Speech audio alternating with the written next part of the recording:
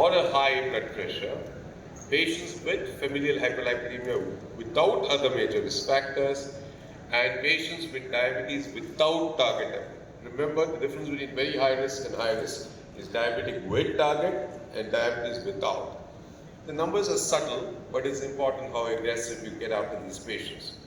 Moderate CKD forms another group in this high-risk group of patients. And again, if you're intermediate scores, that means a risk of about 10 to 20% at 10 years of fatal or non-fatal CVD.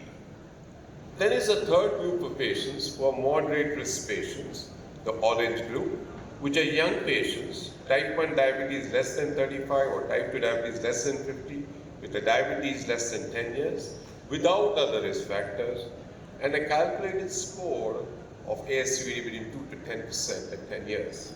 And finally is the last group of patients where low risk, where the calculated scores for risk is less than 2% at 2 years. So these group of patients may have very high LDL numbers, the last group, the yellow. You don't need to get very aggressive with them, but you need to get after them with lifestyle changes.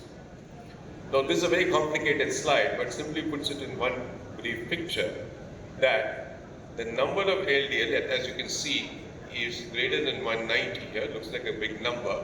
But if you have a low or a moderate risk group, without any enhancers, you can treat them with lifestyle.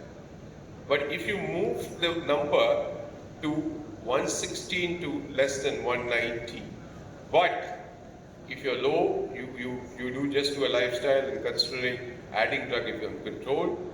But as you grow up the risks, you can see with high, very high, and very, very high, you start getting more and more treatment. Lifestyle modification is not enough. You have concomitant drug interventions and comfortable multiple drug interventions.